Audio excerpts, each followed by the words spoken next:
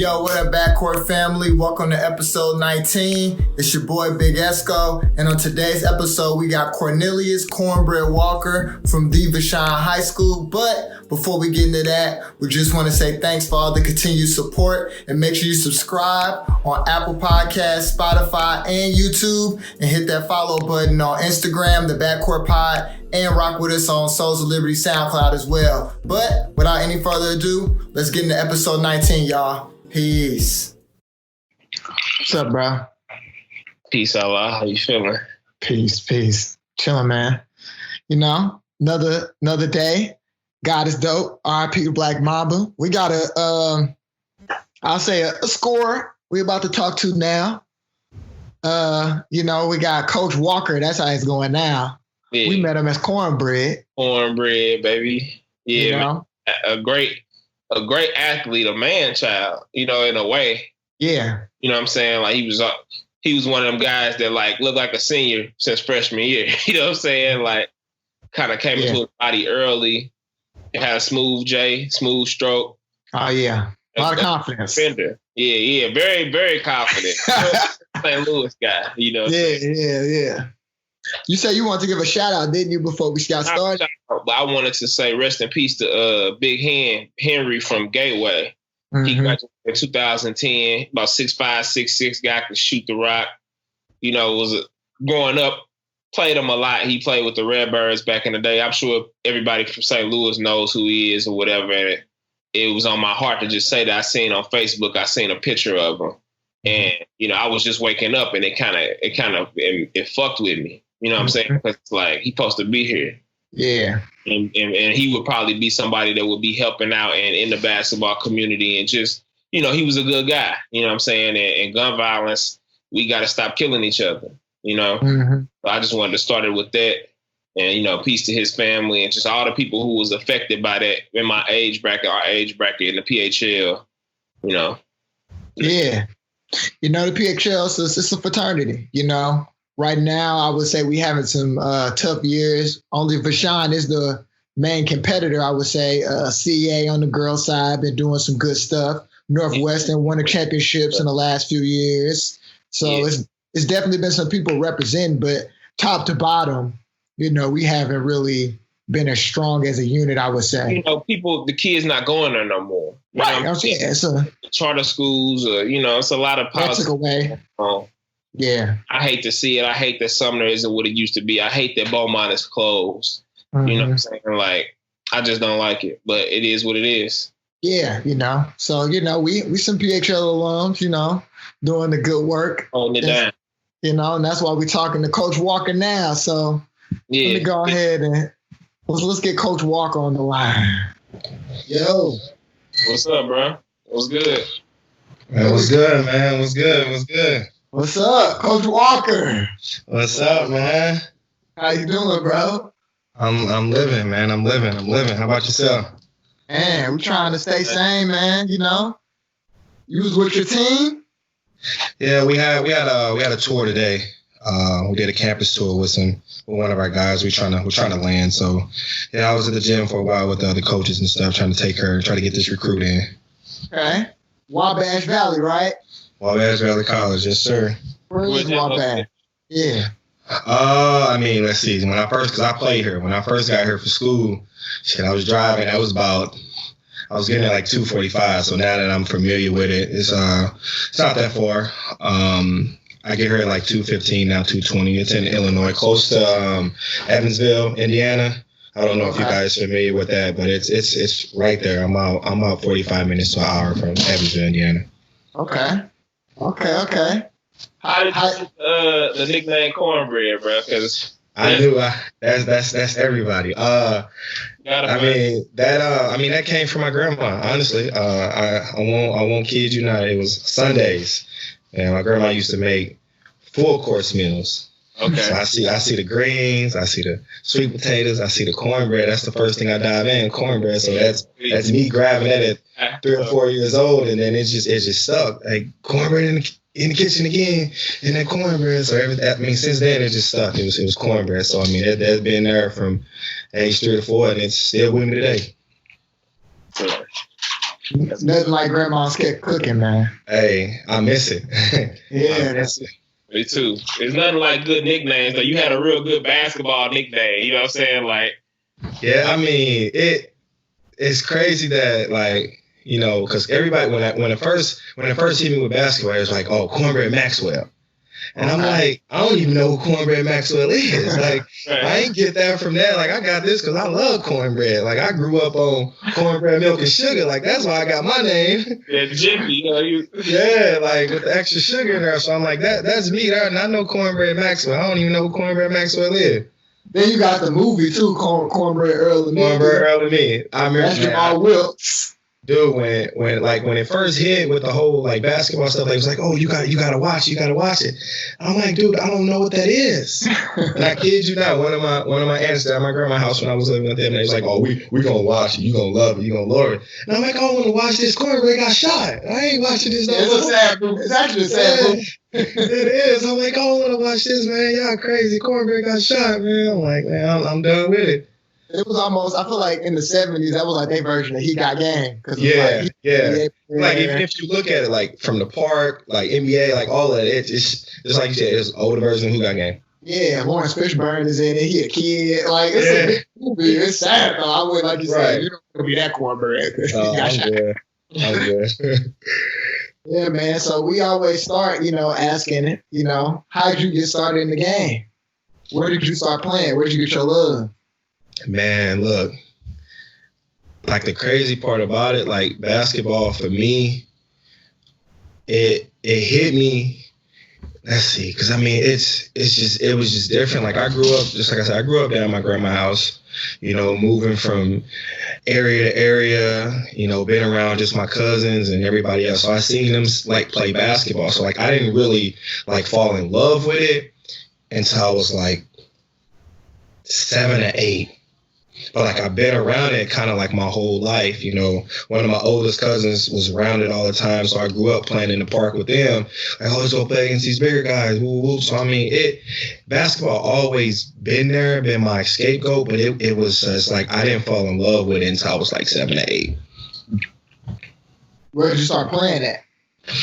Let's see, because I'm city. I'm like right around the corner, not that far from the V, but like kind of closer to Beaumont. So it was like St. Ferdinand type area. Like literally, if you go on my front porch, you look across the street, I'm like 20 steps away from the park and the court. So like I literally grew up there, when I got back down my grandma's house. So it's close. It's close to the V. It's like in the middle of the V and Beaumont. That's kind of where I grew up at. Field area, like over that way, or no? It's towards. Let's see.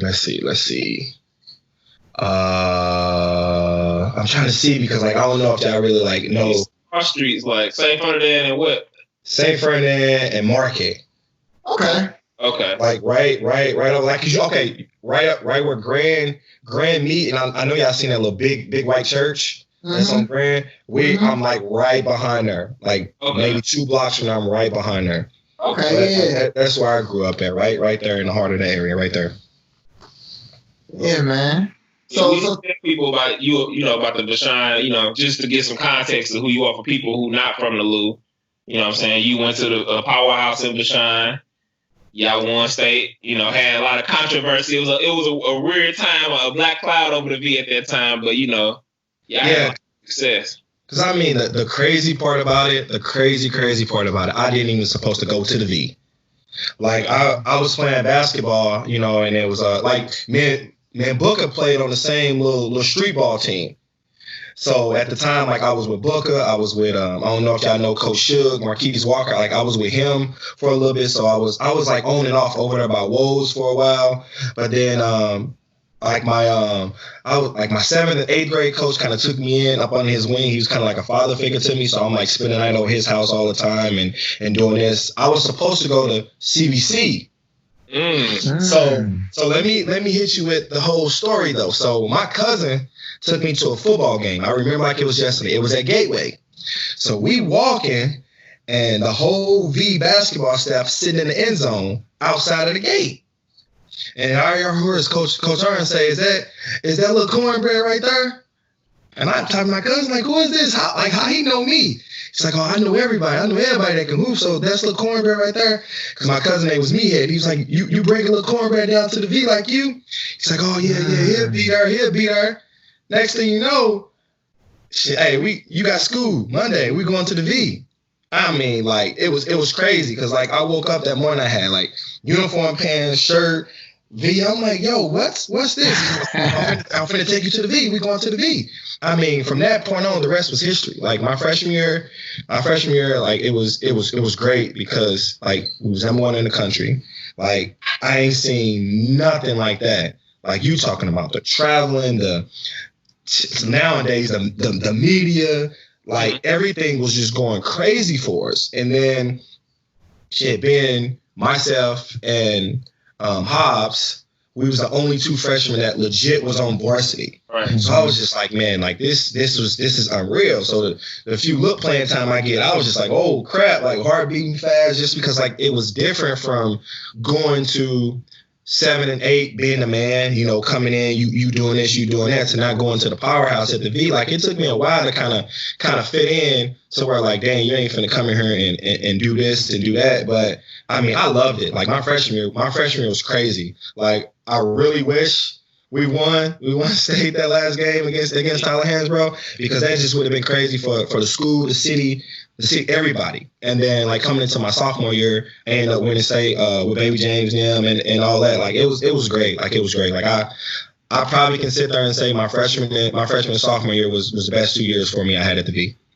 Yeah, easy. I spent a lot of time around that. So I used to be with Butch all the time. I don't know if you remember Butch, but yeah, I used to spend a lot of time around the team. So I kind of was like wish out for that ride to see a little bit and coming to practices sometimes. So it was an interesting time, man. Like it was crazy. Yeah, it was big time though. Definitely big time. What was it like being a player? You know, because the V always got its standing. But, you know, what was it like being a player when it was like a regime change? You know what I'm saying? Like, it was shifting, you know. Right now, it's back in the House of Irons, you know. Right. But during that, you kind of, you know, it was hard. I could tell, like you said, you know, we went to Metro. So we was the only years that we were competitive in the PHL at all. Like, we didn't even play Vashon until, like, your junior year, I want to say, sophomore year, your junior year. So it's just like, you know, what was that like for you? Like being a player, a child, not really having any control of what was going on. I mean, again, it was unreal. Cause like you talking about nowadays, like the V now getting you signing autographs everywhere you go. You got Ball is Life. You got all of that. Like, granted, before all of that, that's who we were. Right. You know, we was getting all that recognition and all that. Like, only thing that we missed was just not having social media popping at the time. But for me, it was just unreal. Like I was speechless. You know, was at the same time like I wasn't nervous, but at the same time it was just it was different. Like everywhere we went, even in the city, you had people, hey yo, let me get your autograph. Yo, you play at the V, you rep blue, like all this. It hit different once I got to high school.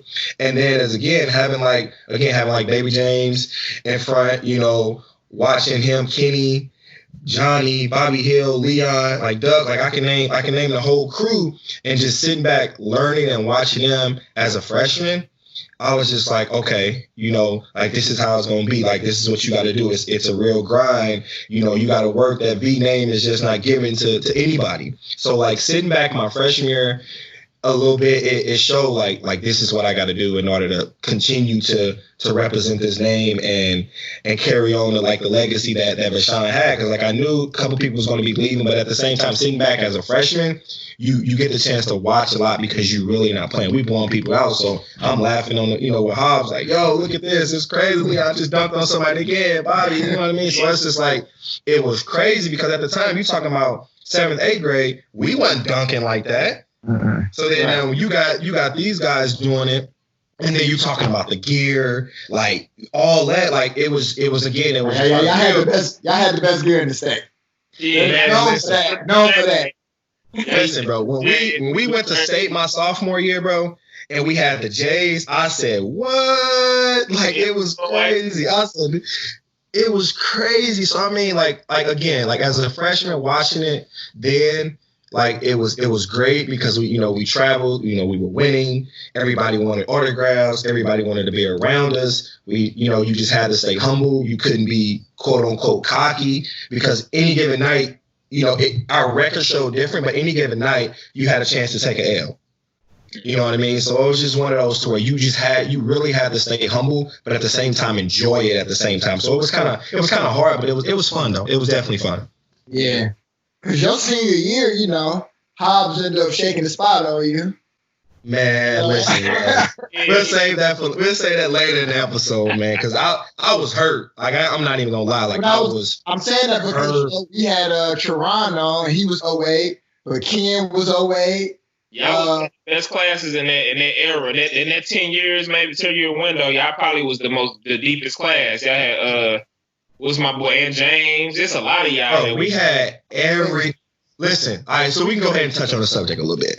So, like my senior year, we'll go back to my junior, but like my senior year, I remember because I had coaches come up to me just like, and family members like, "Yo, why are you staying at the V?"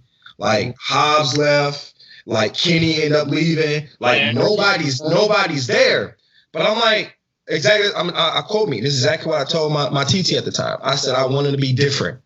Everybody from my freshman year that I was with all left. I'm like, I don't want to be that guy. Like I don't want to quit just because it was something different right now.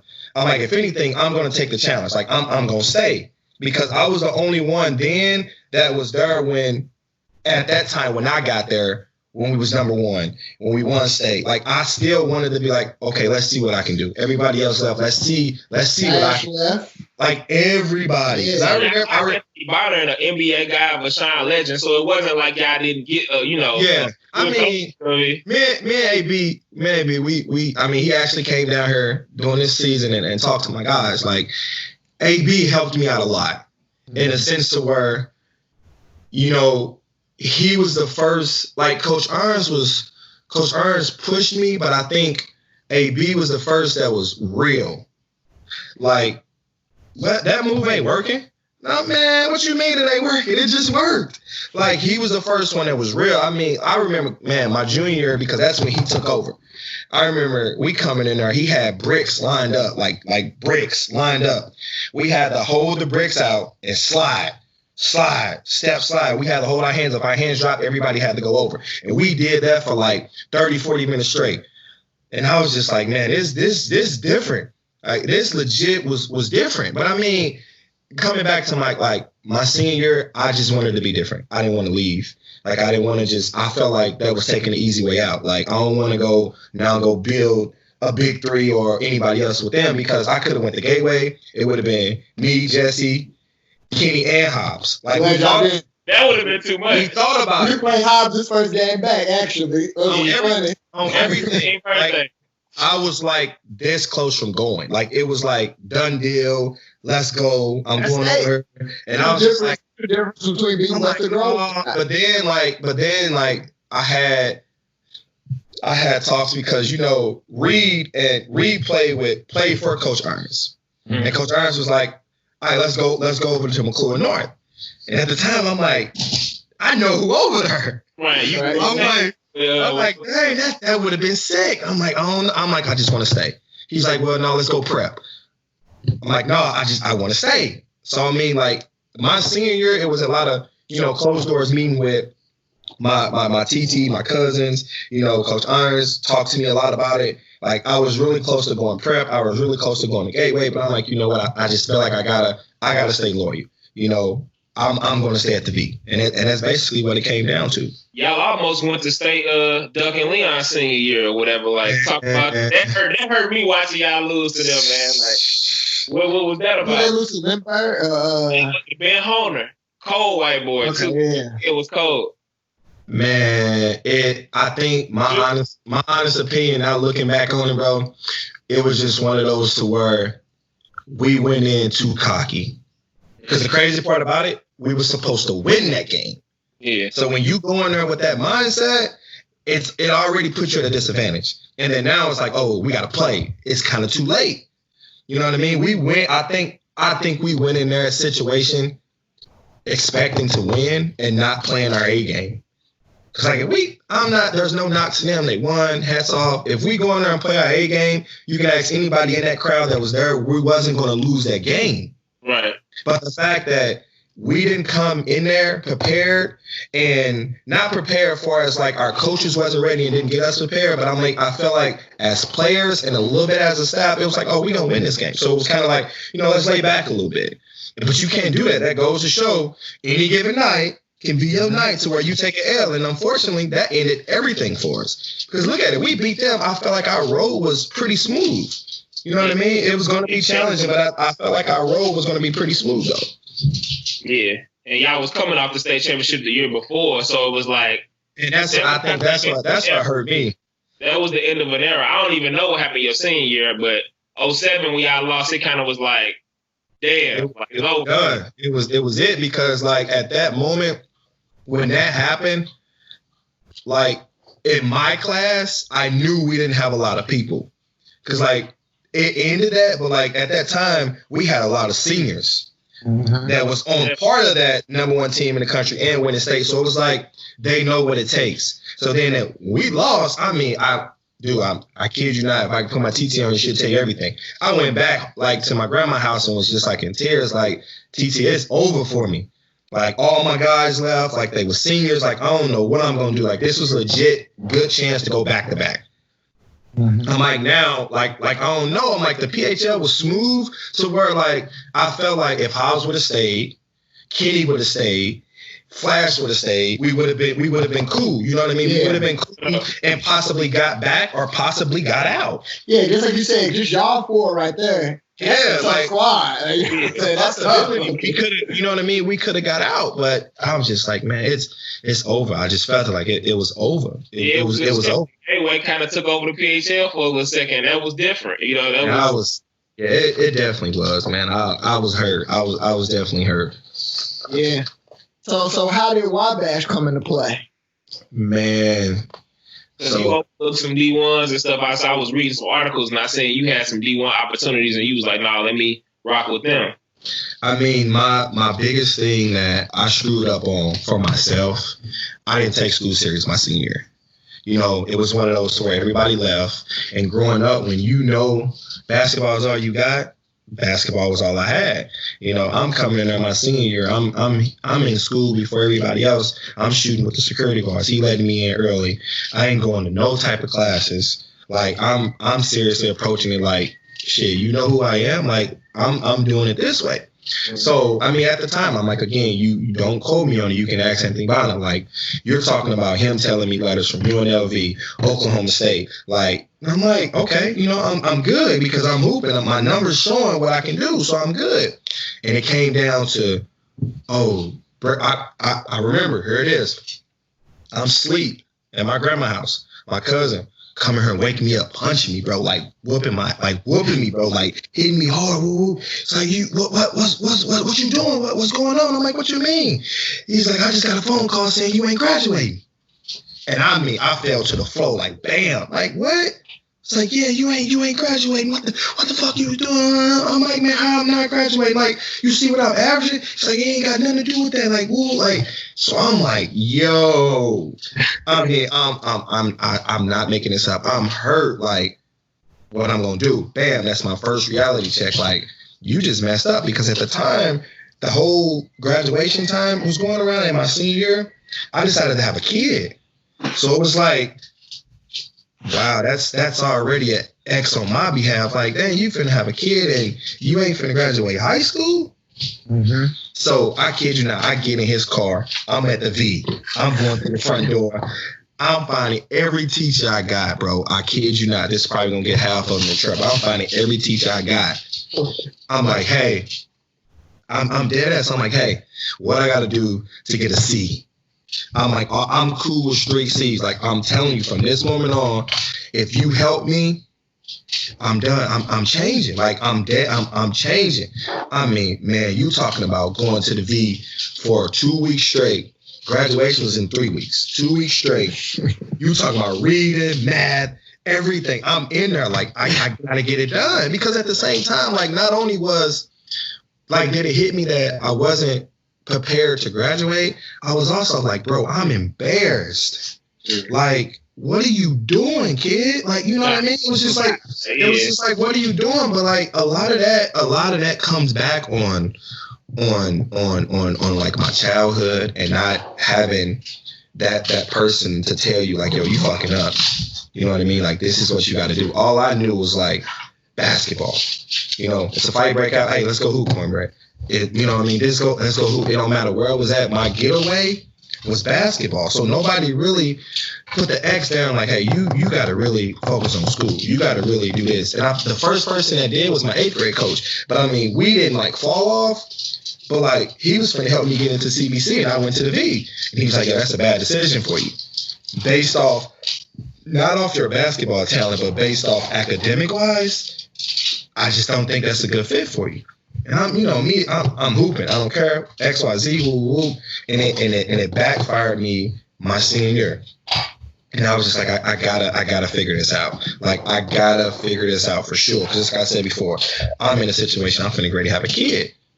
Come October of my freshman year of college, my daughter was born. So I'm like, I gotta figure this out. Like, I can't go that route right now. So I mean, that's coming back to doing all work and helping me out and doing that. So at the time, also like Mizzou was showing interest, and we played in the national versus local game. Demetri Johnson was running it at the time. Okay. And I knew people from Mizzou was going to be playing in it. Mizzou didn't offer anything. They were just showing interest, just talking to me. So I'm like, you know what? I'm about to go in here and go crazy. I don't care what it is. I'm about to go crazy. I don't care. Like, it's going to be people that are these national ranked guys. I'm about to go crazy. So the game come, you know, all these guys, they showing love to them. I'm just like, you know what? I got to. And we ended up losing, but I ended up leading the whole game in scoring. I think I had like 33 or 34 or something like that. And I'm just like, I got to get my name back out here, because we didn't win a lot. We didn't make it far my senior year. We won games, but we didn't make it far. I'm like, I felt like my numbers spoke for itself from what I was doing, but I'm like, I gotta put a name out there for myself again. And at the time, like, all the Division I's backed off because they knew I ain't had the grades. Mm-hmm. So and that's when Wabash came around, because at the time, Ramey was the big plug for, you know, sending guys off, because he was doing all of his stuff. And Ramey put an article up of me, my profile and everything. And then the next thing you know, those coaches got in contact with Anthony Bonner, and they came down and watched me and everything. Because like a crazy story on that, I played Kim Brown and them on Valentine's Day. Okay. And Wabash and them came down to watch, and the fight broke loose. So they had to clear the gym. This had to be at Sodan. This was at Sodan. Okay. They had to clear the gym, and the only handful of people that I remember that was in there was a 2 Wabash coach and my geography teacher that helped me out. She was in the corner with them, and she was explaining to them, like, that's how that carried on. She was like, those people are willing to help you. Don't screw up a good opportunity. She's like, I'm going to help you if you promise me not to screw up a good opportunity for yourself. And I remember like it was yesterday, the fight broke loose. We all went down the locker room. We come back out. It was maybe like 10 people in the gym. And I was just like, that is crazy, man. That's St. Louis, baby. You know? I was gonna say, I want to stop fighting. Probably no.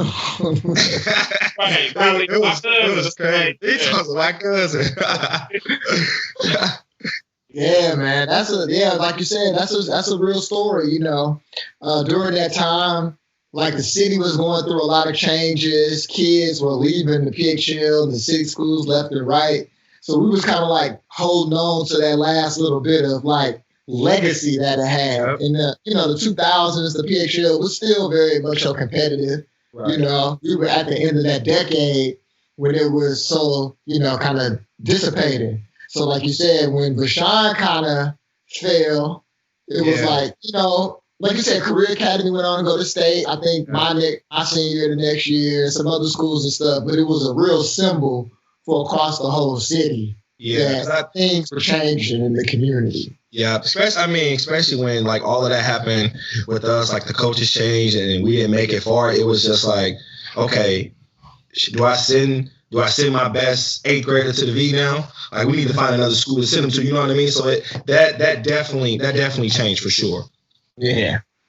So talk to us. That's the lick though. Now is everybody going to the private schools, and like you might have been that early resurgence of that if you would have made the other decisions. But it's powerful for you to share with the youth where your mind was at, because the egos is crazy. You had an ego before the internet. If you would have had social media, ain't no telling what you would have been on. You know what I'm saying? So it's like, yeah, because I mean that I don't know, man. Like that's just a whole like crazy part about it in general, because like I also think my recruitment would have took off better than what it was if, you know, we would have played AAU.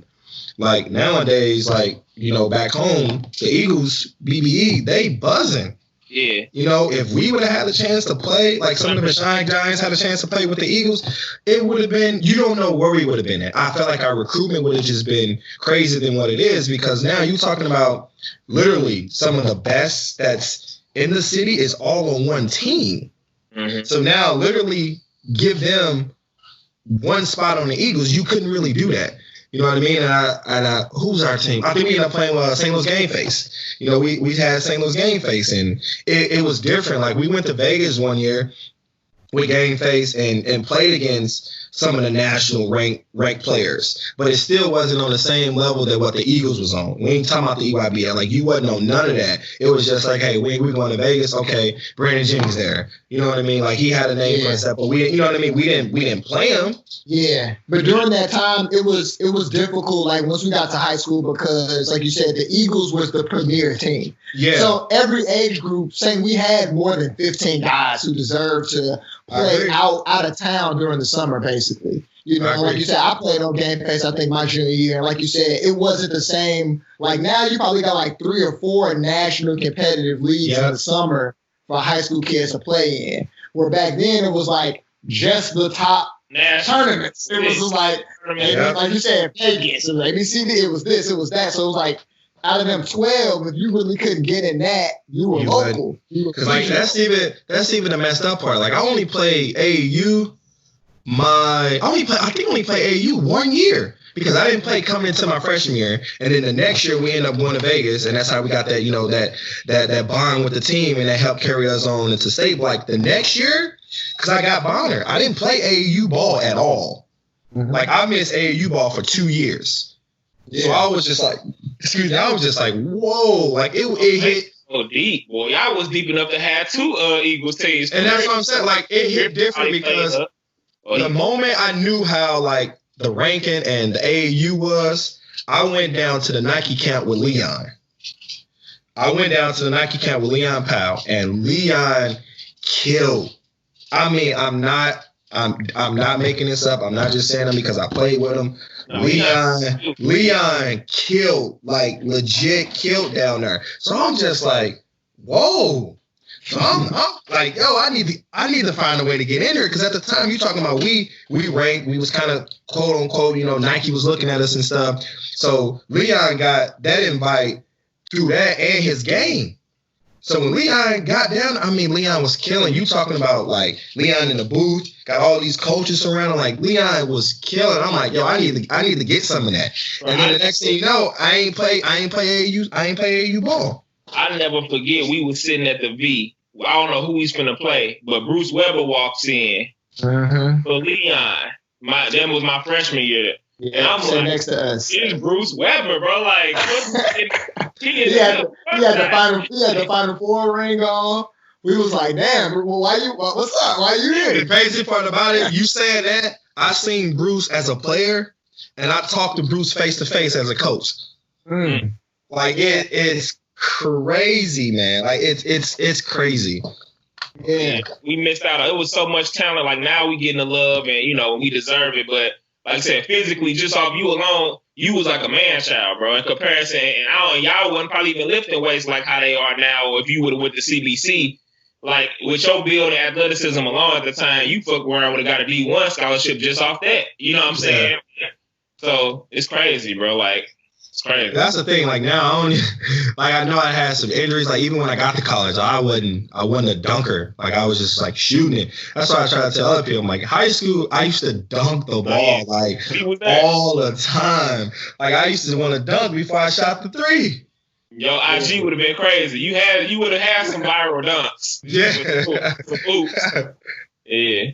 He said some viral dunks. Yeah, man. Yeah, you be famous. Yeah. For real. So what was once you got up there to Wabash, going from the city to, I'm guessing like the way you described it, not much going on. Illinois. Randallville, Illinois. Again, I'm gonna hit the word different. Let me break this down to you. So the coach picked me up from my house. I went to school only with one trash bag. He picked me up from my house. I'm asleep all the way here. So like I came on my visit, like I took a visit here, but like I didn't wake up until I literally got to the gym. So this time I woke up like I want to say 7 to 10 minutes before I got to the gym. I'm looking left and right. All you see is cornfields, horses, everything. So I'm like, yo, where you got me at? That's the first thing. I was like, where you got me at? Like, this ain't the school. Like, this ain't where I took my visit at. He just, Cornbread, sit back, you'll be all right. And I'm like, no, like, where I'm at. Because when I came in, he took me the way through, like, McDonald's. So, like, McDonald's right there. So it's kind of like the downtown area. So, like, I seen businesses, I seen banks, I seen houses. He took the back way in. You talking cornfields. I'm like, yo, where I'm at? Gas station or nothing. Man, I'm not kidding. So then, like, soon I passed the cornfield, boom, we right at the gym. So I'm like, okay, I know where I'm at. But I'm like, why you ain't taking me that way last time? So boom, hey, we get to the gym, introduce ourselves to the rest of the players. I get to the dorms. Dorms small, a little different life than what you is. I'm cleaning up, making myself at home. I kid you not. This is the reason right here why I want a deer head in my house.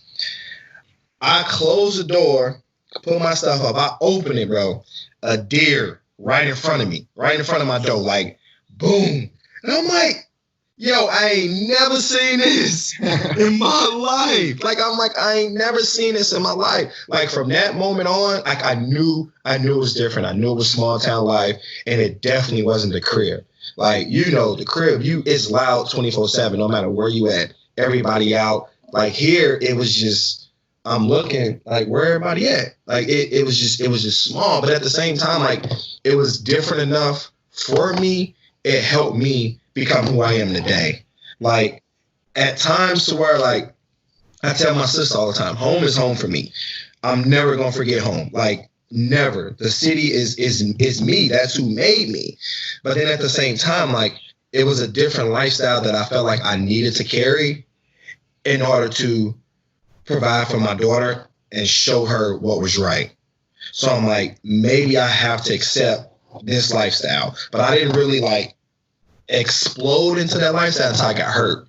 And I got hurt coming into my sophomore year. So like my freshman year, it was smooth. Like, the only thing, like I feel like every college player does this. You go to a college, you're expecting to go there and be the man. You're expecting to still get the same shots as high school and all of that. And here, it was kind of up and down situation to where at times where they needed me to score, go score. It was times where I needed to be a decoy, play the point. And I was just like, yo, I'm used to putting the ball in the basket. Like, like I'm used to flat out scoring. You talking about me coming from like 20, 30 a night in high school to where now I'm like at 6 points, 10 points, on and off. And I'm just like, I think I got to adjust to what I need to do in order to win. So like my freshman year was kind of iffy. I had a few people in front of me, but it was definitely a learning curve for me for sure. And then just like coming into my sophomore year, I felt like that summer was it for me. I was back at the crib. I was lifting. I was in the gym. I felt like I was in better shape than when I was in high school. I felt really good. Like really, really, really, really good. We went to a team camp. Like I played my ass off. Like I killed and I was getting schools like, hey, what's up? So I'm getting interest. And the next thing you know, the first day we got the balls out my sophomore year, literally the first day we got the balls out, we had maybe 10 to 14 coaches in the gym. And at the time, Western Illinois was on me heavy. They was on me real heavy. So I remember one of our best players, he came down and he tried to hit me with an in and out cross. That's his favorite move. I just sat on him and put my hand down. Wasn't trying to steal it, wasn't trying to embarrass him in front of nobody. I'm like, you gonna do you. I just put my hand down. Boom. and hit the ball. I'm like, damn, I stole the ball. So I go down, boom, boom, boom, boom. I come into a pro hop, boom, and my knee just went out, tore my ACL. And I was just like, yo, why now? Like, I'm feeling good. Like, this is the best shape I felt. And I'm like, why now? And I think the high school, the graduation thing, and that one, my knee, that was another wake-up call for me. So it was just like, you never, I mean, it'd be longer, a little bit down, in the rest of this because I got hurt again at my other school. But it was like, is basketball for me? You know what I mean? Like, I kind of started thinking like that. I'm like, you know what? No, I'm good. It just happened. You just get hurt. It happens. So then I'm laying in the locker room, and I remember the coach from Western Illinois came in there. He's like, hey, hey, Cornbread, can I take a look at your knee? And I'm like, yeah, sure. He's like, yo, you need to go get that looked at. Like, it ain't just a normal little knee buckle. So I'm like, okay, head coach come in. I'm like, hey, I think I need to go to the hospital. Long story short, get to the hospital. It's torn ACL. I'm like, oh, okay. So, I'll be out in 3 weeks, be back at it in a month. The doctor was like, no. I'm like, okay, 2 months. No. 3? No. So my assistant coach at the time, he was like, you step out and I'll talk to him. I'm like, man, Coach Clark, what you talking about? It's like, man, ACL, you out for the whole year. I mean, I'm punching, grabbing everything in the hospital. Like, no. Like, this is my way out. Like, I don't know nothing else. Like, what you mean? Like, I'm done for the whole year. Like, no, this wasn't no first game, no nothing. I'm like, what do you mean I'm done for the whole year? He was just like, yeah, like, this is what this is. So she came back in and explained to me what it was. Because, like, I tore my ACL, my MCL, my PCL, and I ripped part of my bone off. So, like, it was, like, real deal Holyfield. So I'm like, you know what? Just chill. Just let this all die down. Like, I think they lying to me. I'll be back in 3 months. And I mean, from that moment on, I was just like, nah, this ain't no 3 month heal. Like, this is legit the whole year. So I'm like my freshman and sophomore year, it was kind of like a toss up and a bounce back. I ended up redshirting that year. And again, like, I was excited about it and happy in the long run because at that time I met my wife. I had a chance to start my family, and then coming back my sophomore year, we ended up making it to the national tournament and finished 7th in the country. So I was very happy with that because at the time that allowed me to get more schools, but I wasn't as healthy as I wanted to be, and I wasn't comfortable with my knee yet. Dang, man, that's a real, grind, comeback story. Man, academically, having that struggle, and then, like you said, physically having to actually come back. Yeah, it was tough, man. It was definitely tough. Always a man too at the same time, like being in that transition of like you still a boy and you dealing with all of this, and now you forced to be a man. Like I said, you got your daughter, you got all of this on your back. Yeah, that was one of the biggest things that my mom said. She's seen that transition in me. Like, I had to grow up. It wasn't no ifs, ands, or buts for me. Like, I had to grow up. And my sophomore year really hit me because I'm like, okay, now if I can't hoop, what I got to do? And that's where at the time my head coach was like, you got to take care of what you got to do academically. And I already made up my mind, like, I'm not running down this road again. Like, tell me what I need to do. X, Y, Z, put it all on paper. Tell me what I need to do. So again, I ended up taking care of what I had to do academically. But just like you said, growing into a man so early, I knew what I needed to do and I knew how I needed to do things. It was just at the time getting more guidance. And just like I said, I met my wife and she was able to show me other ways to mature, ways to how to build yourself as a man now that you don't have what you used to have and depend on. So, having her at the time come into my life, I mean, all of that, everything happened for a reason, and it was a blessing in disguise on how everything fell in place for me. So when you finally left, Wabash, what was that like? Like you said, you weren't fully comfortable yet with that knee, but you still had to go out there and play. How did you make that next college decision? Man, it was tough, but I made my next college decision based off my family. Because, again, I knew what was in store for me. Like my freshman and sophomore year, I had my daughter, and she was in St. Louis. So I already knew I didn't want to go far from her. And then at the time, like, me and my wife, relationship was building. And I'm like, this is what I want. So you're talking about, again, leaving Wabash as a sophomore, having 8 to 12 offers. And most of them was Division I.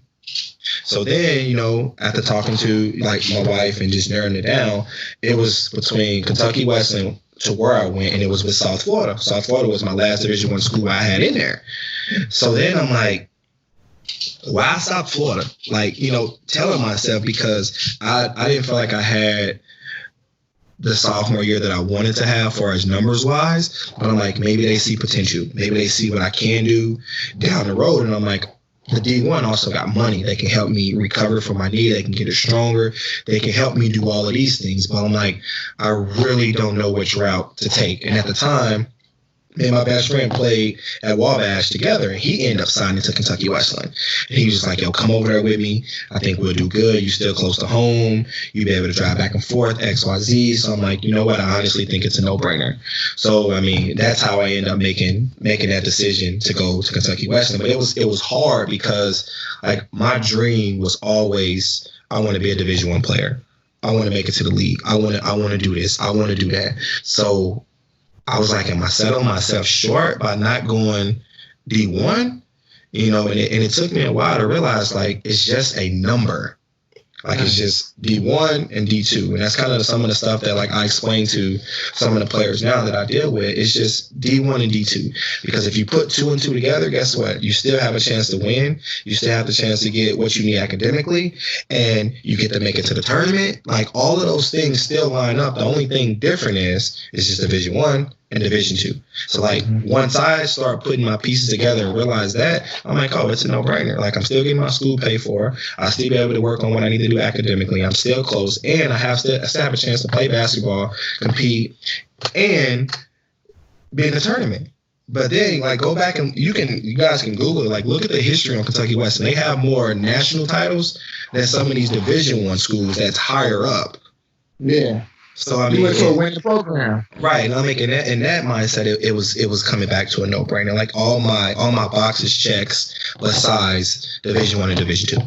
Yeah, and I think that, you know, something that we see more so now too is game is game. If you got game, if you in your heart you wanted to pursue your career professionally, you could have did it. Yeah, you know what I mean. No matter where you going from, you know what I mean. You know, look at some of these kids, like some of the biggest. Look at Steph Curry. You know what I'm saying? Like, yep. And you can, you know, you can go on a high level like with them, but even looking at some of the guys that we went to school with, they all over the world now playing. Yep. And all of them, like you said, we all come from a similar background of schools that we've been talking about, not with the most resources. So after that, we weren't necessarily prepared to go on to these next programs and thrive on the leisure level. But that's what I'm saying. I'm still seeing guys make a way for themselves with their heart. And you made a decision to go with family, which is a real thing. You know what I mean? You went a different route, and that's commendable. Right. Because, I mean, even if you look at the percentages, like, again, this is something that you guys can look up once we off here. Look at the percentage of guys overseas. Mm-hmm. The higher percentage of Division I and Division II, you will see that majority of those guys overseas come from Division II programs. Mm. So it's not like you can go D3. Guess what? If you got game, you're going to get looked at. You can go NAIA. If you got game, you're going to get looked at. Like, they're going to see you. And, like, the crazy part about this, like, don't nobody know but a handful of people in my circle. Like, my senior year, even after getting hurt, I had an offer and a contract ready to sign to go play in Australia. Like, legit. But again, another injury. Like, is basketball for me? Like, literally, like, I again, you talking about didn't have I felt like I had a okay junior year. So I'm like, I knew what I needed to come back and do my senior year. Again, summer was good. Felt like I was in good shape again. Next thing you know, first game, I think I had like 16. Next game, I think I had like 17. Coming like the third or fourth game of the season, bam, ankle. I'm like, yo, you gotta be kidding me. Like, I'm going through this again? And that messed up on that behalf because I felt like I should have stopped and had surgery. And instead, I'm like, okay, let's let it heal. Because they was like, it can heal in about 3 to 4 weeks. I'm like, perfect. Let's let it heal 3 to 4 weeks. And I mean, I can show you game film. The day I came back, I'm like limping. up and down the court. And I'm like, yo, this, I can't, I just got to finish. I just got to finish. And it was just like to a point to where, like, I remember getting our team in trouble in practice. Cause I'm telling my coach, like, no, I'm back. I'm good. He's like, okay, let's do it down the back. And I'm like, fuck, down and back. I go down and back in 10. Boom. Didn't make it. All right, on the line again, down and back in 10. Didn't make it. On the line again, down and back in 10. And then, like, finally, the player stood up for him, like, coach, he's hurt. Like, he's not going to be able to make it down and back in 10 seconds. He ended up putting everybody out of practice. And I called him. I'm like, bro, my bad. I want to be back. Like, this is just my drive of winning and what I do. Like, this is my passion. Like, basketball has always been me. I don't want to give up right now. And he's like, no, you good. It is what it is, man. We knew what you was doing. Like, he should have just stayed back and chill. Like, he know you hurt, well, all that type of stuff. I'm just like, bro, my bad. Like, I ain't mean to get y'all kicked out of practice. We ended up having a game the next day. Yeah. Like, bro, if we lose, he's like, man, y'all wasn't prepared.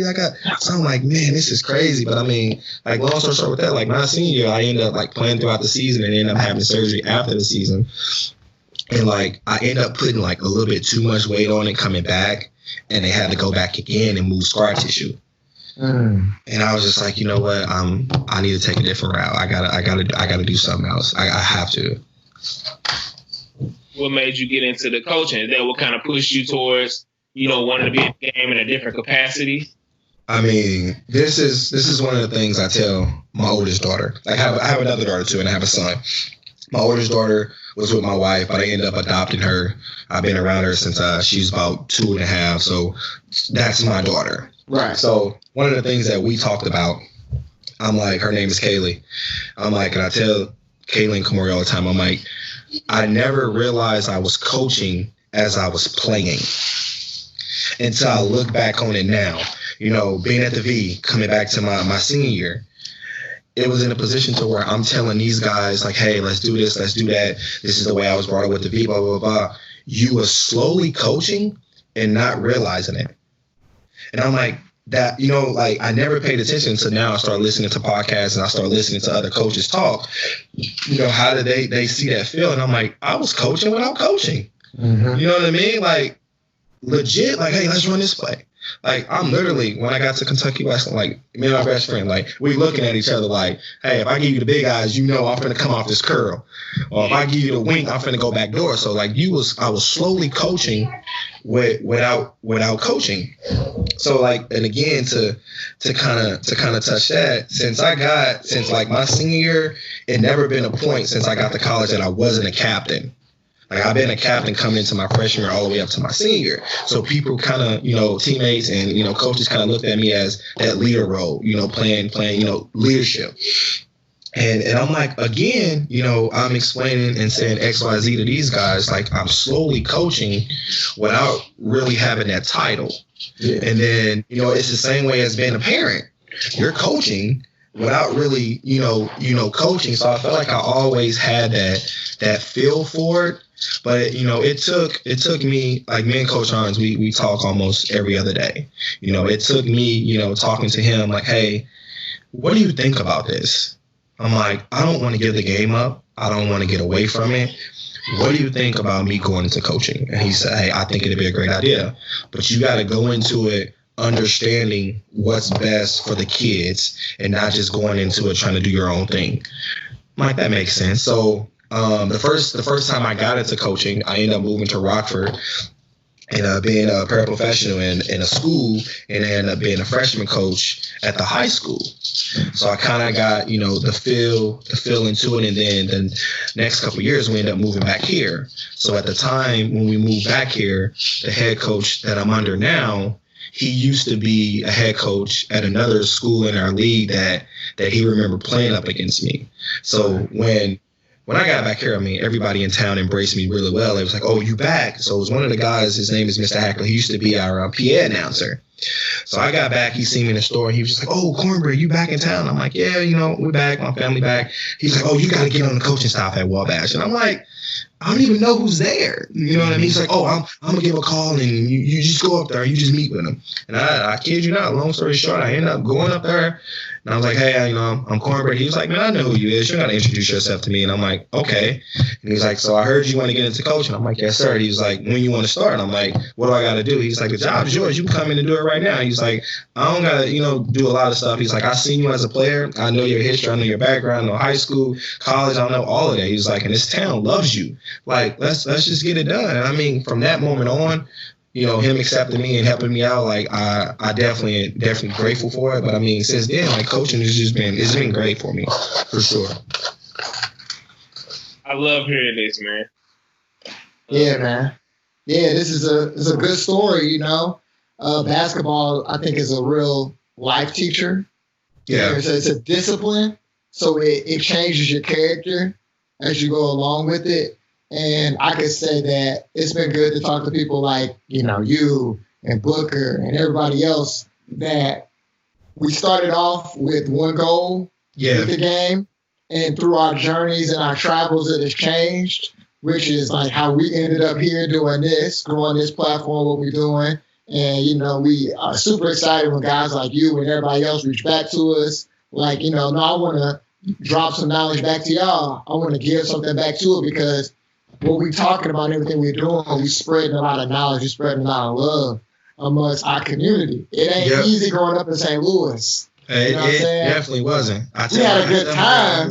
Yep. It was a good time. It was crazy as hell. It was, It's not ideal. Here's another thing, right here. Here's another thing, and I want you guys to answer this. This is one of the biggest questions I talk to my girls about.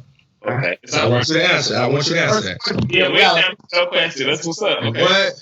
What label someone being successful? What label someone being successful? I can give you my feedback on it on things that we talk. No, we'll answer and give it to us after. Yeah. Okay.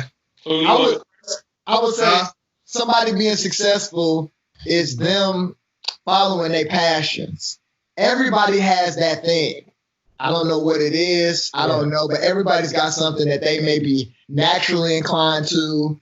It may be something. For somebody, it may be turning that craft into a business. Yeah. And that's you being successful. Yeah. It may be just you finding the time to just continue you might just play guitar with your friends on the weekend, but that's you living out your thing, and that's success. You're able to take care of your family and just be yourself.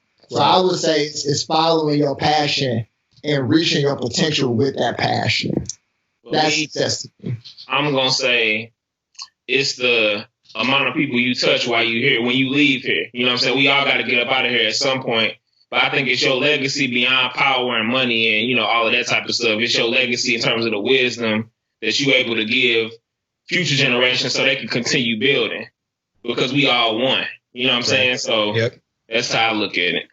Because the reason why I said that, I think it was kind of cheating because y'all are older. You know what I mean? Y'all are smarter than my girls. And the reason why, I touch on that and say that because I told them as a young kid, my dream was always NBA, always. But I'm like, when you growing up in the city and had the success that I had at the time, I'm like, I wish I can go back and show them articles. Like it was times to where articles were saying this kid is going to be a pro one day. And you see that as a kid, that's dang, they said I was going to be this. They said I was going to be that. So that's in the back of my head. Like I knew one day I was going to be in the league. But once I got woken up, and I asked them, I'm like, so who you think successful? The first person they name is people with a lot of money. And I'm like, so you think money makes someone successful? I'm like, how happy you think they are just because they got money? You think they go home and they fully happy? And they was like, I don't know. It looks like they happy. I'm like, take the money away. Would you sit there and say they were successful? They was like, no. So I'm like, you're basing this off money. Well, kind of. No, it ain't no kind of, because I just asked you to take the money away. You know what I mean? Like I asked you to take the money away. But that goes back to me and the reason why my choices of what I do in my life is different. And Because I mean, you know, being at the V, I had an entourage. I had people that wanted to be in my corner 24/7. And once people realized that, oh, he got hurt, oh, we done fucking with him, I'm calling people like, yo, all I need is a pack of noodles. No, I don't got it. I need me whole 5. I don't got it this week. Okay. You know, no hard feelings. You know, I'm for sure in the need when I was at JUCO. Like, you talking about shit. This ain't like D1 where you get a check, a monthly check, and it's like $2,000. Like, this ain't that. So when I'm sitting out there telling you I legit need some noodles, or can you send me some money, I legit needed it. And at the time, like, I wasn't getting that same feedback and energy when I was getting when motherfuckers were saying your name in the article. Right. When they sing that, oh, he's supposed to be this, let's get on that bandwagon. So from the moment that didn't happen for me, I'm like, oh man, like this is real different. You know, the first person that woke me up to that was Anthony Bonner. I kid you not, Anthony Bonner. And that's how that kind of happened. He was like, yo, don't let this get to your head, because at the end of the day, basketball. I remember he held the basketball. He's like this right here, and he threw it up. And he threw it up in the bleachers. He's like, that's going to eventually one day be gone. So now what's next? Man, I'm like, it's going to come back. What you mean? Like, you know what I mean? Like, I'm hard-headed ass kid. It's going to come back. And he's like, no, like, be for real. Like, that's going to be gone one day. So, and that comes back the whole successful thing. Like, people only view being successful is when you have money.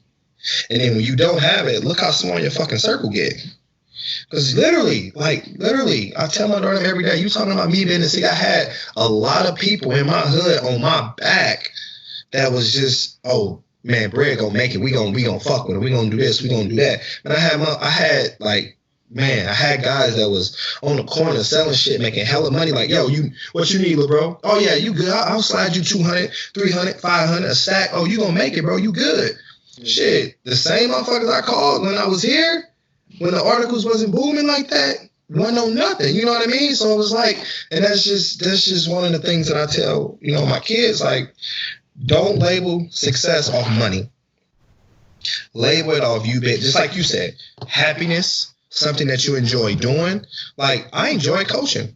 I love having my freedom to still be around my kids. I love having my freedom to come home to my wife. I love that. You got a lot of people that don't get that. Mm-hmm. That's successful, that you might think that's happy because they got the money, and you know what I mean? You come home, everybody sleep. I'm like, I don't want that. It's time to where it has happened.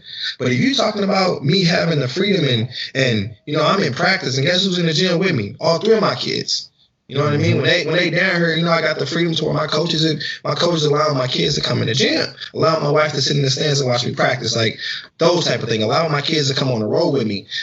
But again, I don't know if I'm different or I chose to grow up and understand things the right way. But I'm like, I knew what I wanted for myself and my kids and my family, because I didn't have that.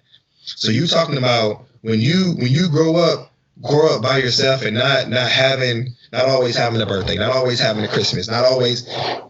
I can tell you right now, my mom drives me nuts. Why you getting these kids all these damn presents? I'm like, shit, I ain't get it. So if I got a chance to give it to my kids, I'm going to make sure my kids have it. I'm not saying you sit up here and say you want something for $1,000, I'm going to get it. That's not what I'm saying.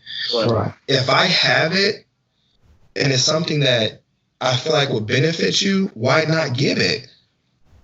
Like, it ain't to the position to where, you know, all my kids do well in school. That's one of the biggest things I can ask for. Like, if you turn around and be like, hey, Daddy, I need some shoes. Shit, I'm all right, where we going? Because I can turn around and look at this, you know, this report card progress in school and be like, that's an area I ain't got to worry about. And I think that's what, you know, separates me and labels success different from me. Because in my eyes, when I can look across my table right now and see my kids happy, see them doing homework, see my wife smile, and just embracing it all and realizing where I come from and didn't expect it to really never have this, I'm like, oh, I'm good. Like, I'm not going to sit there and say I wouldn't enjoy playing basketball right now professionally. I wouldn't say that I wouldn't, but I enjoy this more. I enjoy being able to see my kids come home and pick them up from school, drop them off. I enjoy that. does that label and sit there and say that I'm not successful based off where I was at in high school? No. Based off where I came from? No. That don't mean that at all. But again, it's different for me.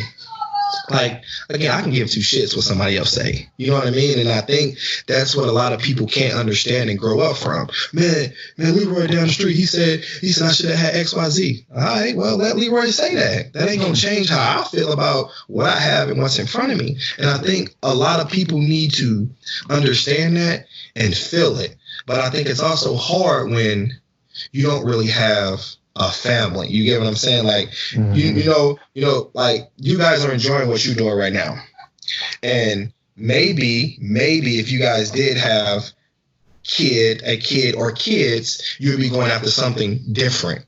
And it's a maybe. But right now you're enjoying doing something that you like doing. And I think once, a family come in the picture, I think things change, but I don't think it never changed to a position to where you're saying that, oh man, because this changed, I'm not successful.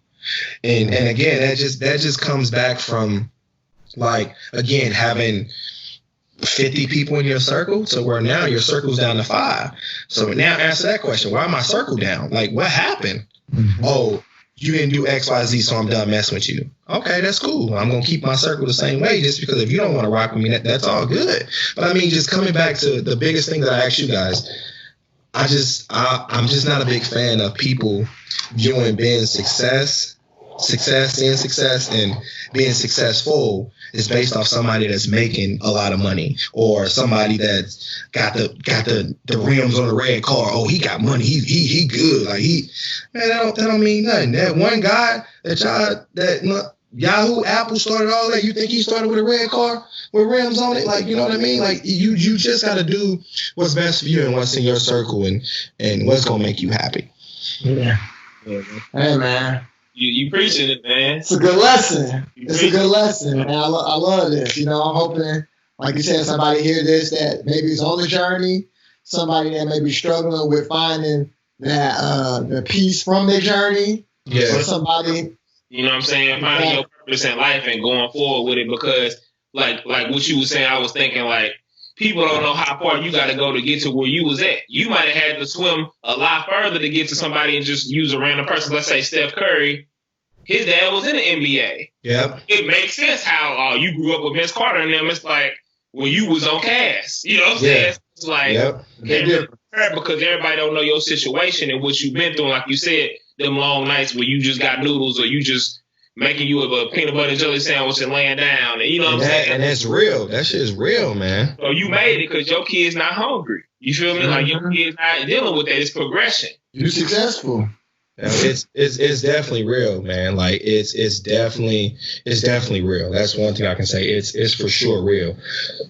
But like on the flip side of that, like I wished a little bit more. Like as a kid, I was kind of like had somebody like how I am on my kids. Like I'm not on them, but like my oldest daughter. Man, she want to play basketball. She want to do everything I did. She want to play basketball.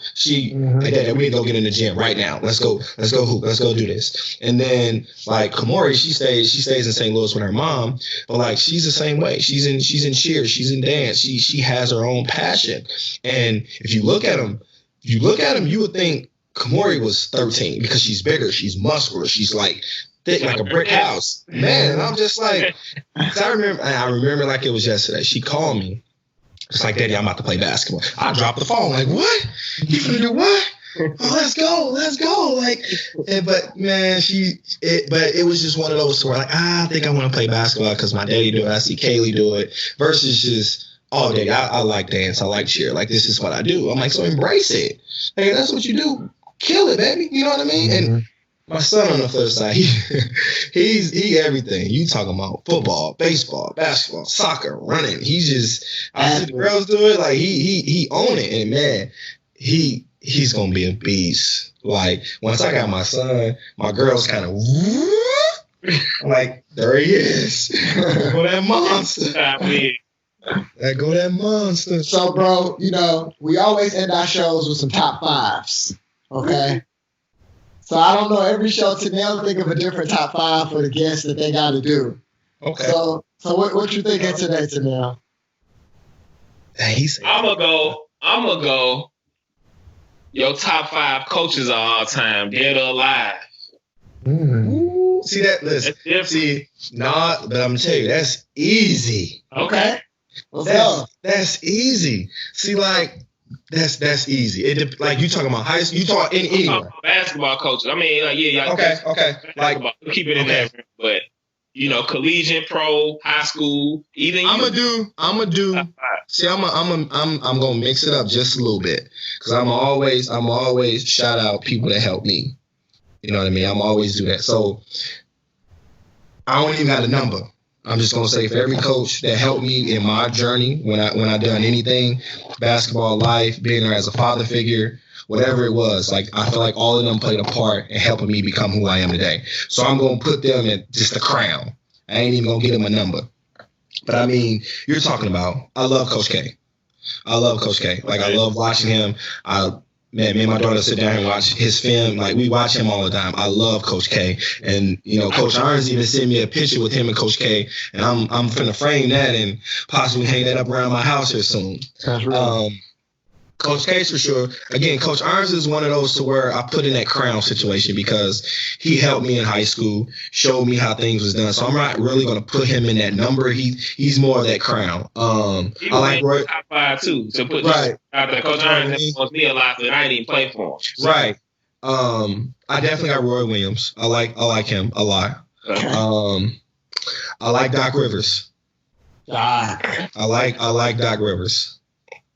Let's see, because I mean, you talk. It's just it's still smooth for me. I like Brad from Boston. Okay. I like him a lot. And let's see. I'm gonna go back college. I like the coach from Gonzaga. Mark. Okay. I like him a lot. Okay. I like him a lot. Like I'm just like Coach K's up there with me, just based off like I had a chance to see with some stuff that was given to me and Googling him and stuff. I had a chance to see like his practices, like how was he on his guys, the things he said, and how he embraced them outside of basketball. And I think that's one of the biggest things that I like because that's what helped me too. You know what I mean? Like I want a coach that I can be able to call when there's no basketball. Like, hey, coach, I need your advice on XYZ, and be there to be willing to do that. And I think Coach K is up there with a lot of coaches that's doing that. It's the same way with Roy Williams. Like I think those two are at the top of the list just because I feel like their relationship outside of basketball with their players are great. And I think that what helps build that quote unquote brotherhood that Duke has. You know what I mean? Like they have that because those coaches put the time in to be there for their players and help build that bond. Yeah, I like that. That's good. That's a good one. We ain't really talked about coaches a lot on here. One of my favorite coaches coming across, I'll say, is Mike Anderson. I got to be around. I didn't really get to see him outside of like in practice, watching all the home games and stuff like that. But being around him at the arena and seeing his interaction with his coaching staff and his players, I really got that father figure. Like, I'm taking care of these are my guys. I'm really taking care of them. And like I said, I really like that about him. He made me feel that way. And like I said, I just was around the arena. I wasn't even, part of it. He always spoke to me. Anytime he's in the elevator, he was he felt like an ambassador. Yeah. Like he really took it to heart that he was representing the university. And I like that a lot about Mike Anderson. He was cool. Yeah. Yeah. That's how I felt about Coach Irons growing up. He let me come around and be at the practices and see what was going on.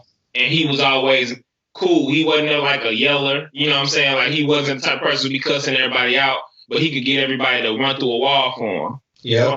From the first guy to the last guy. And, even with the V, y'all had a lot of talent, but at the same time, it's not like y'all had a ton of NBA guys or all these. Y'all had a few McDonald's All-Americans, a couple people, but not like, so it could be your guy who he might not even have a chance to play in college, but he still was functioning. Even like when you was a freshman, you played all 32 games. You didn't have to play. Right. He was groomed to be ready when it was y'all day. You know what I'm saying? Mm-hmm. So That's why I said I couldn't put him in my top 5. I had to put one. He's in those coaches that got the crown, because just like you said, the key word you said was groom.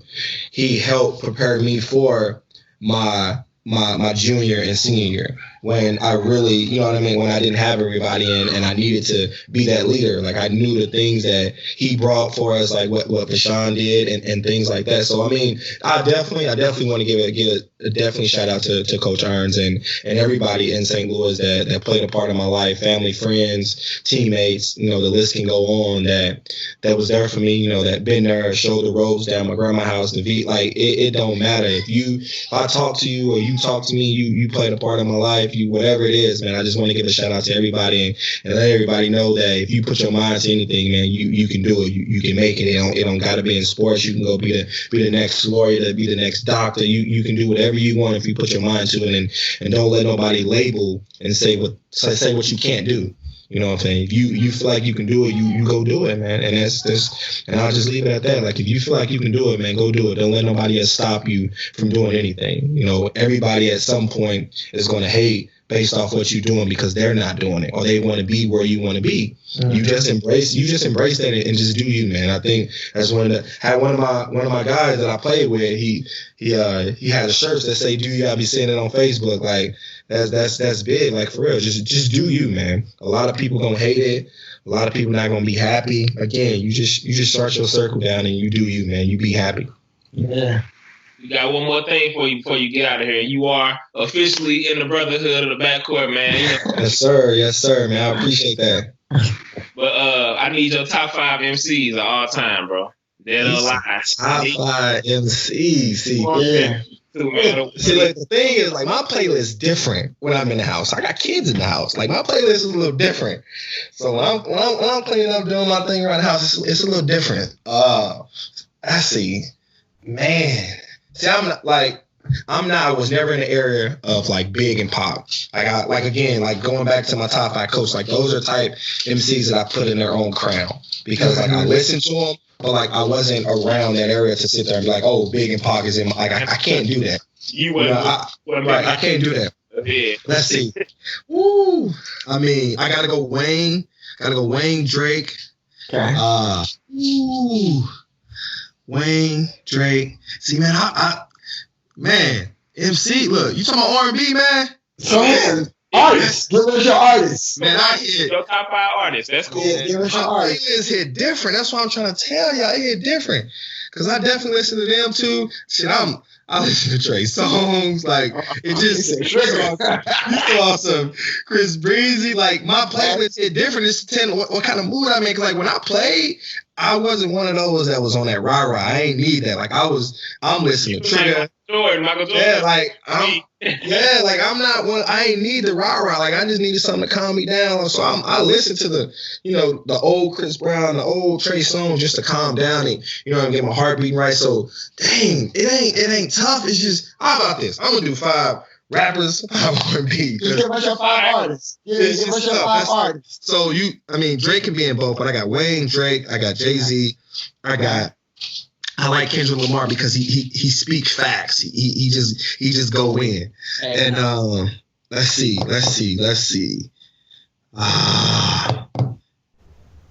This gonna sound crazy, but he ain't even in my top 5. But I like him because he another one that just speak real. Boosie. Okay. I like a lot of Boosie on YouTube. Like, I really been going. Boosie crazy. He goofy. Yeah. So I'm like, all right, then I'm gonna flip it. I'm gonna go R&B. Straight up Trey Songz, because both y'all Trey Songz. Trey Songz had it. He had a period. He had a moment. Trey Songz in high school, he had all of it. Well, Trey Songz was everything that I listened to in my basement. Him and Chris Brown. You talking about Trey Songz? Dude, I'm trying to picture you dancing. I ain't a dancer, man. My daughter make fun of me all the time. I just got 2 moves. I'm just right here. That's the smoothest you gonna get. At the 2-step. So for sure, Trey Songz, Chris Brown. Ooh. Dang, that is tough. Cause this play, you know what? I'm not cheat. I gotta look at my phone. Hold on. Cause that is, I'm telling you. Dang. Oh man, I forgot my boy Meek. This is sick. Dream Chaser. No, hey. I'm going back. I'm putting Meek in there. I'm putting Meek in there, and I'm putting Drake with the R&B. Okay. I'm not mad at that. Meek, get me in trouble, man. See, it's still hard. Look, you talking about Davies and the baby. Davies hit a little different too. Like I like the debut album. He's good. On some wild shit, I gotta say this. Me and Ryan is in a movie scene with Davies, bro. Swear. Look it up on Netflix. It's on Netflix. We in the background in the studio, like vibing and shit, bro. Listen, when I watch it tonight, bro, I'm gonna be locked in. Look at, I'm gonna see y'all picture everything. I got on a white shirt and he right next to me. Yeah, I got on the back. That's what I'm. Dang, it's tough. You talk, man, because money bags, like it just depends, man. See, R&B, Tank, R&B. Oh, he's real R&B. So you said Chris Brown, Trey Songz, Drake, and Tank. Tank right now. Yeah, I got one more. Let me, because I'm telling you, this playlist be going crazy. And then I'm gonna go with Tyrese, because it's my TT, because she said I look like. I'm gonna go with Tyrese. Okay. I'm gonna go with Tyrese. I'm gonna throw Tyrese in there because I used to bump Tyrese too. So who we got on the rap side? We had Wayne, Meek, Jay-Z, Kendrick. And you took Drake out. Yeah, you put Boosie. That's a diverse five. Man, Future. That's our first Boosie and our first Meek entrance to the rap. Yeah. Nobody put Meek. See, it's hard.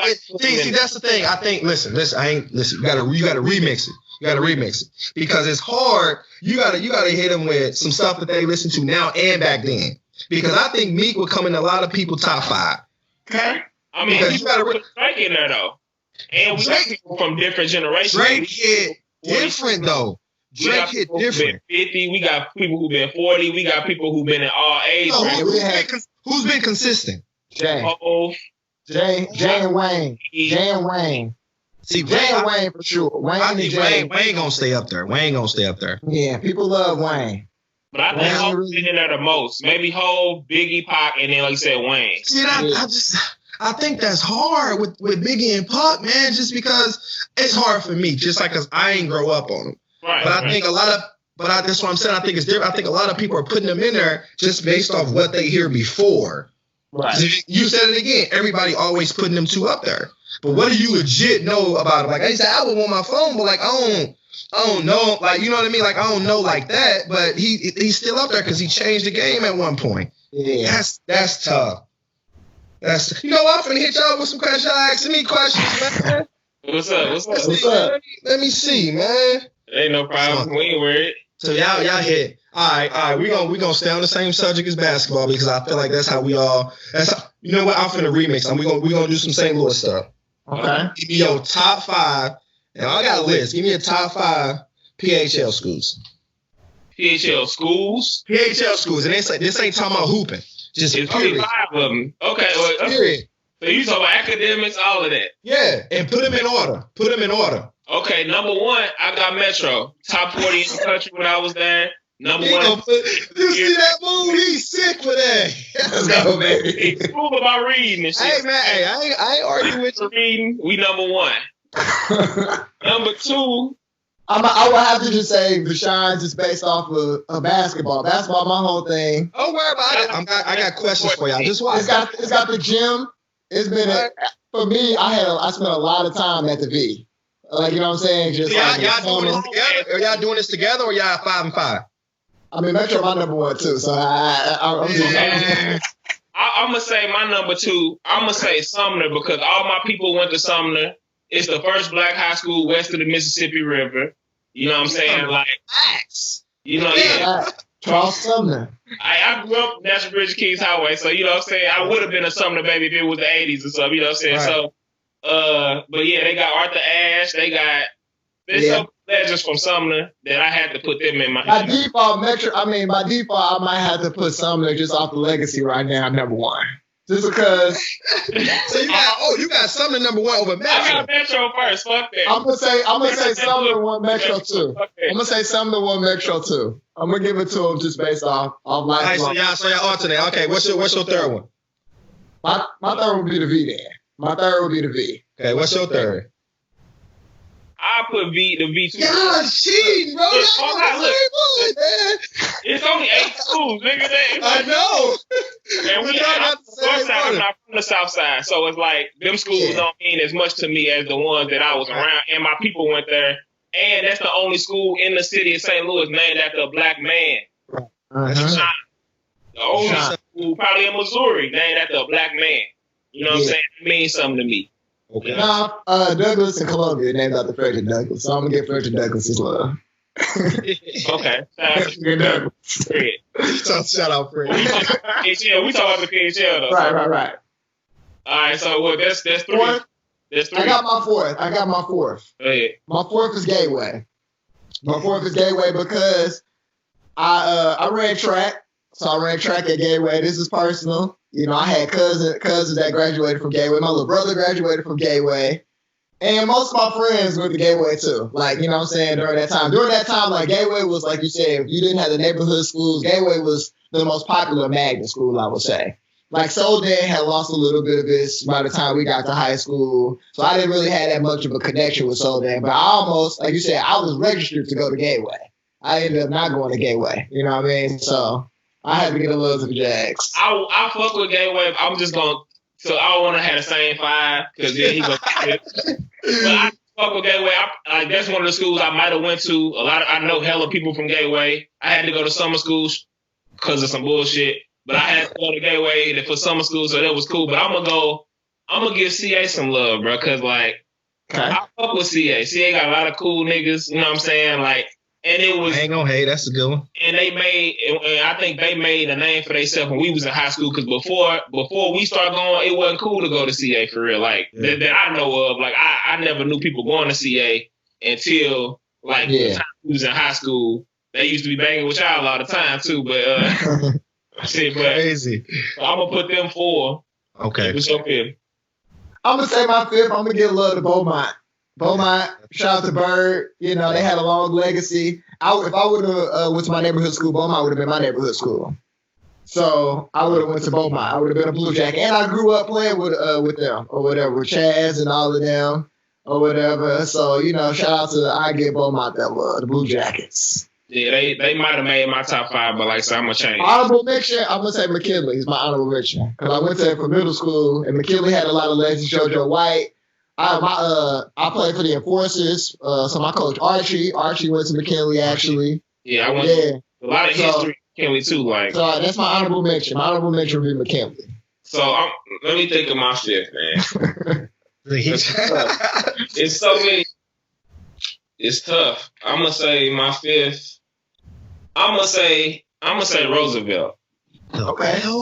Because I usually didn't like them niggas, but at the same time,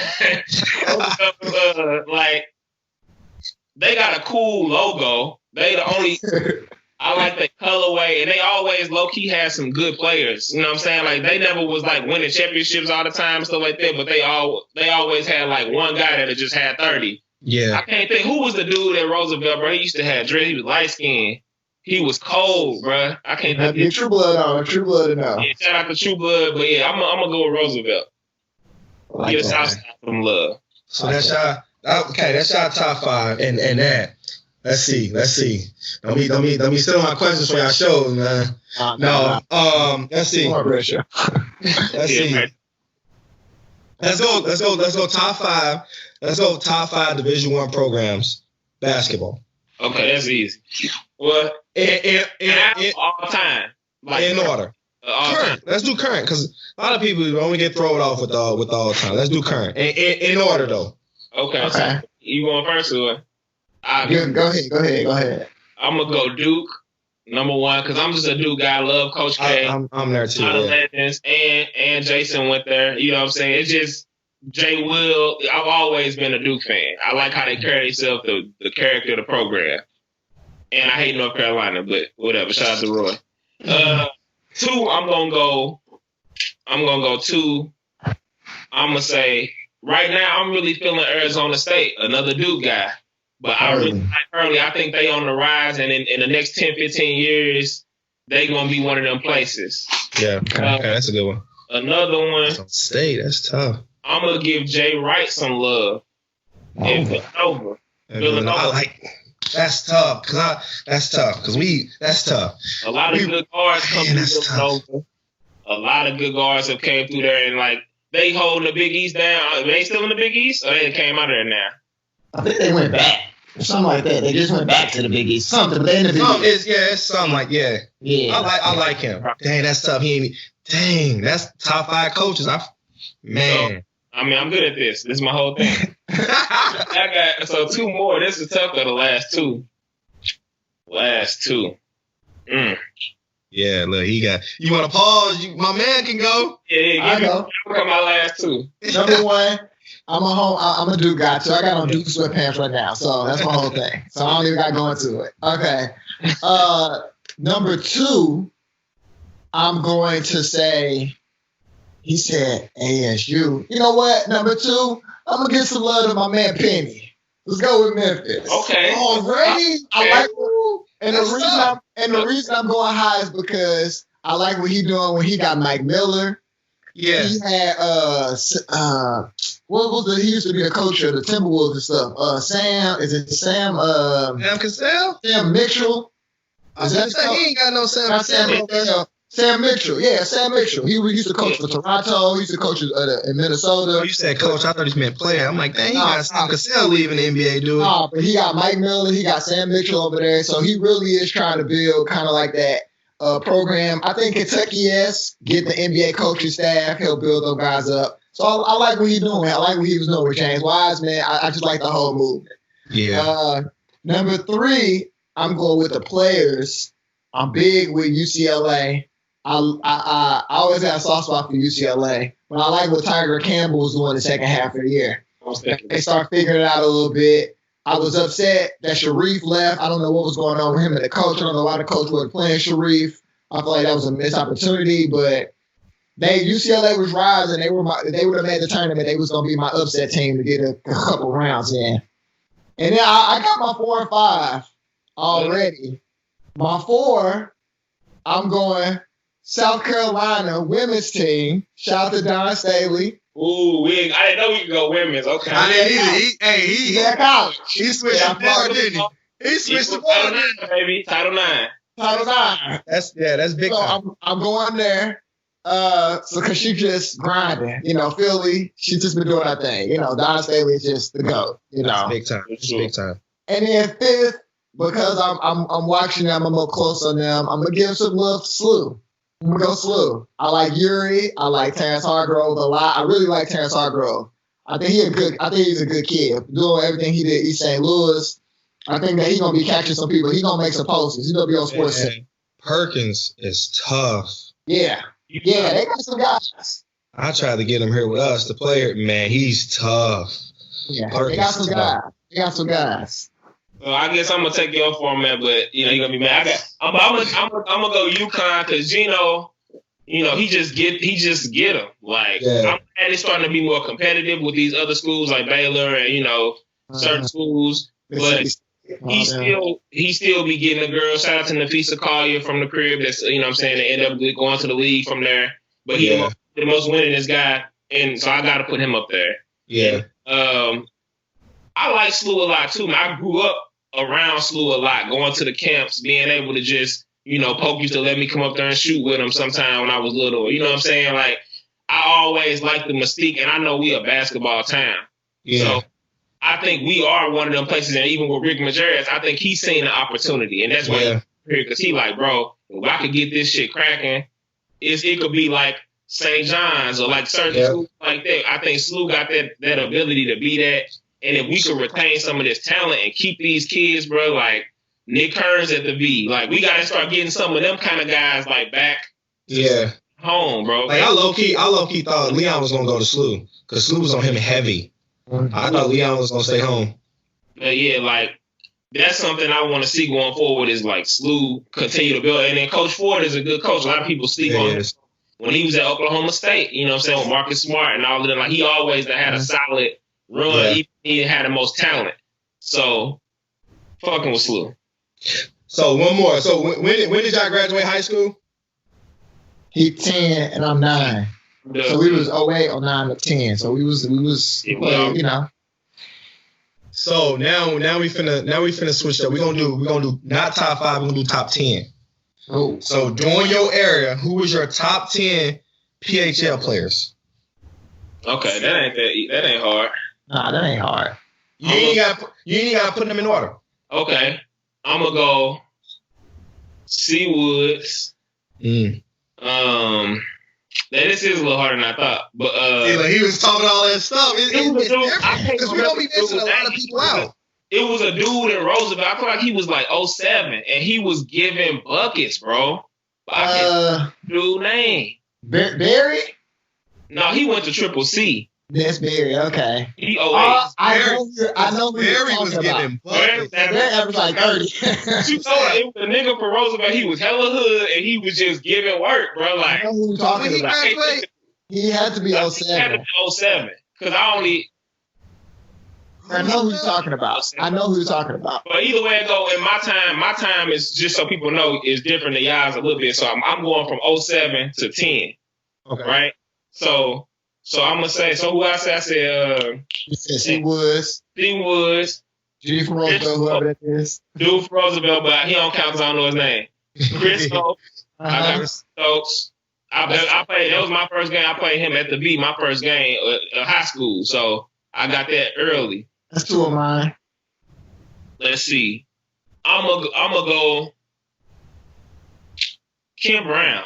Easy. Yeah, Kim Brown. That's mine. Kim Brown. I ain't being biased, but I'm gonna give it to you, Cornbread. I fucked with you. I was a fan. Your senior year, you led us. I think you might have. You and Teron was the top. You, Teron, and Ken, I think, was top 3 in scoring in PHL. I think. Okay, I'm gonna go with Jesse Perry. I'm gonna give him some Hobbs. I can't go with Hobbs. I didn't play Hobbs enough. He said I ain't playing. I didn't play him enough. I said I know he Hobbs is one of the better players. Yeah, he was the most talented players to me. Yeah. And then once he grew into his body and shit, it was just like, damn, this nigga 6'4" now. Like, what the fuck? Start dunking and shit. Yeah. Left hand is smooth. So what's that? That's 6. Who am I leaving now? I'm gonna throw in. He led the league. He led the area in blocks one year. Yeah, I was thinking J Love. I gotta give J Love. I gotta give J Love his credit. J Love actually, people don't know how little talent that we actually had there, but for him to consistent. He was only 6'4". You know what I'm saying? 50, baby. Yeah, J Love. You know what I'm saying? He was blocking everything. He was blocking everything. You know what I'm saying? He was any taller. You know what I'm saying? I gotta put Leon in there. Because he's one of them people kind of from the old guard and from the new, because he played so young. Like he was already playing before we got to high school, and then ended his career. That's 8 for me. I got 2 more. Let me think of schools, bro. 2 for me would be Baby James and then Kevin Harbor. They was seniors my freshman year. Yeah. So Baby James and Kevin was the top 2 best. I want to show some love from. You know what? I'm gonna go Pete from Soul Man. Ooh, good one. He was younger than me. Cornbread, you might have been gone. They paid him and them. They ended up winning state. They went to state, and then they lost, and I think they went to state 2 times or 3 times. They might have won 11 and 12 or something like that. Lost, and then they won. But, he a guard. Yeah, he a guard. He the only nigga that took my rock in my time. I was might have been a junior or senior, and I was a junior. And he called me slipping one time at the V. Called me slipping. I'm like, damn, okay. Yeah, he got nightmares at the V. No, I won a lot at the V too. I probably was 500. I feel like I was 500. Won a lot, yeah. Almost beat the V at the V, but then we ain't gonna talk about that. And then I got one more. He said V at the V. That's tough. One more, I'm gonna say. I gotta give it to Paul McRoberts. They ended up going to the NFL playing for the Soul Man. With the Soul Man. He played in Mizzou, didn't he? No, I don't know where he went. He went to SEMO. SEMO. He went football at SEMO. He got the dreads. Mm-hmm. Yeah.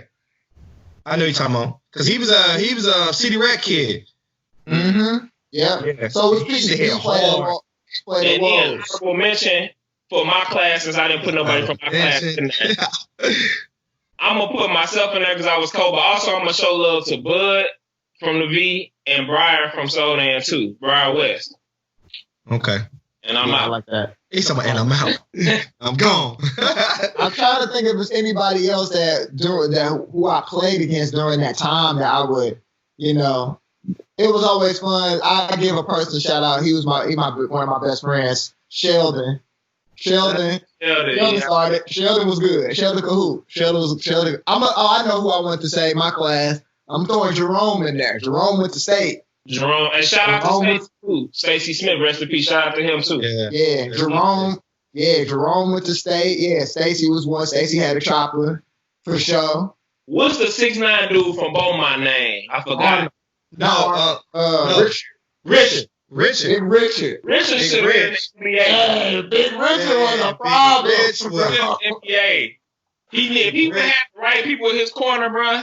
Yeah, Richard was a problem. That's what we talked about in the show. Just like if you had surroundings with the right people, the city could have been having a lot of people, man. Like a lot of people. Because like again, I'm not just saying this and being biased. I was next to Leon. I thought Leon was lead. He was. I thought Leon was lead. Leon is that he was undersized. Looking back, he should have been on the wing a little more. He was 6'7". Right. Because like back then when you had to make it. You know what I mean? 6'7" was on the wing, and they wasn't no 6'7" bigs. Said he got caught in between the times. Yeah, high school. He was killing people in the post, and he had the mid range. Like I thought Leon was on the wing now.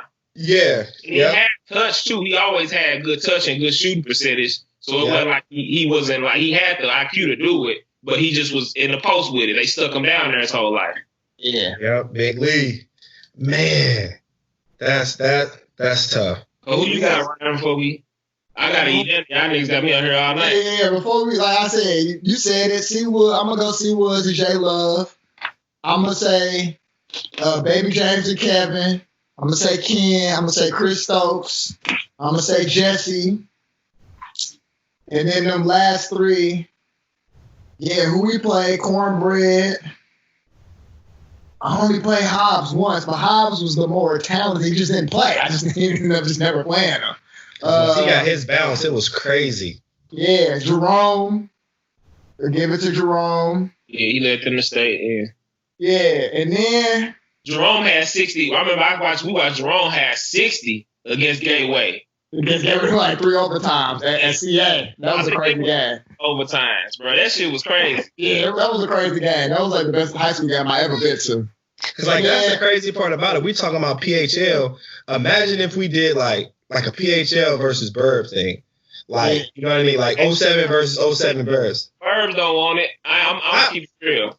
I don't think they do either. But I mean, I'm just talking in general though. You talking about like what class you say you graduated in? 10. So if you take your top 8 in the PHL and find somebody else top 8 in the Burbs, that's a challenge. You know what I mean? Like for real. Because at the time you're talking about my era, like 08, shit, the Burbs was Booker, Drew, Therese, Famey. Shit, one more of that. Them 4 alone, that 5 tough. They had more kids too. Like that's the thing too. Like our high schools wasn't like if we would have had a North Side High, everybody north of Delmar would have went to 1 school or 2 schools. If it was just Sodan, Beaumont, and the V, right? We would have had so many more athletes. But like Hazelwood East of them had 2,000-3,000 kids. They had weight rooms and different. You know what I'm saying? So I mean, that's another talk, another battle for somebody else. Is that like he was more talented because it was like we'd go heads up and beat them, and we had the shit they had. Yeah. You know what I'm saying? Oh, I know who I'm gonna say. He was my big homie when I was growing up when I played with Beaumont now. I'm gonna say Orlando, who went to Beaumont. Big O. Big O, that's what I was thinking about. I'm gonna go Orlando. Big O shot that thing. Yeah. Going Orlando. There you go. That's smooth. He was 07, I think. Yeah. Who was a little light-skinned point guard they had at the time? He was good too. And both of them, they was both 07. They both was okay. I remember him. That's gonna kill. Also, exactly who he's talking about. The brother was cold too. Who? I think his name was Majadi or something like that. Majadi that went to Chris Stokes. You saw Chris Stokes, the brother? Yeah, but he played in the summer. That nigga was cold. He had handles. Ronald Fortune. Shout out to Ronald. Yeah. Too.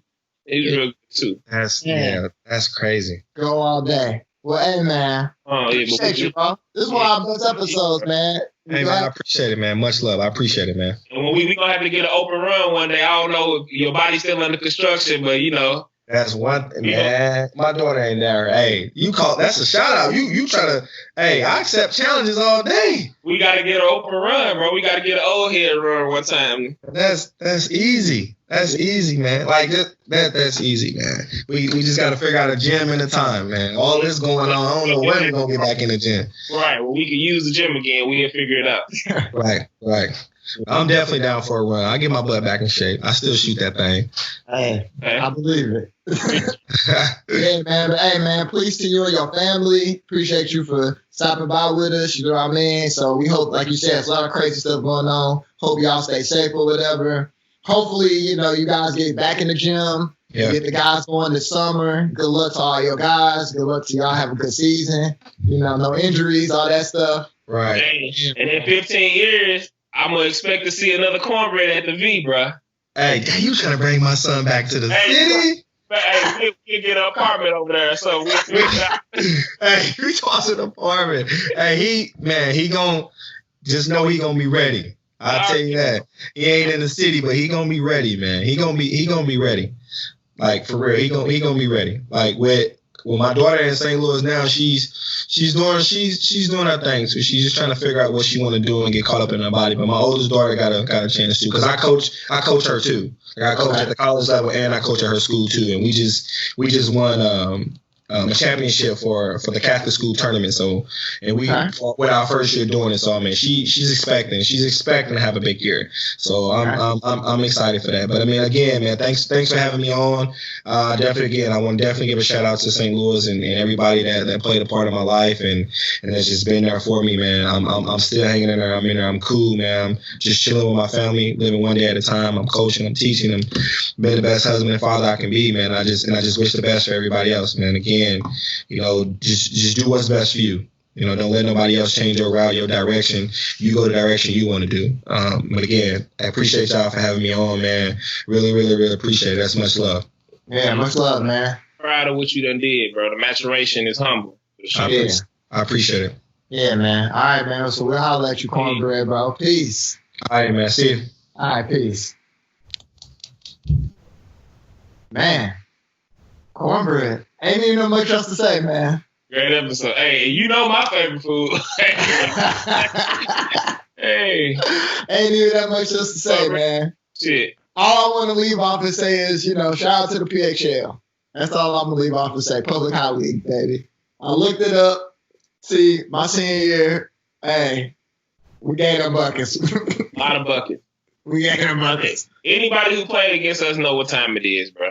It's all across. Hold on. We got called the Backcourt by accident. Yeah. It's not by accident. Let's stop the Floyd. We wasn't playing with my mama and them. No disrespect to all my niggas that I grew up with and shit. But we were playing with architects. And I'm gonna leave it on this. Who had the best defense in the PHL during our time?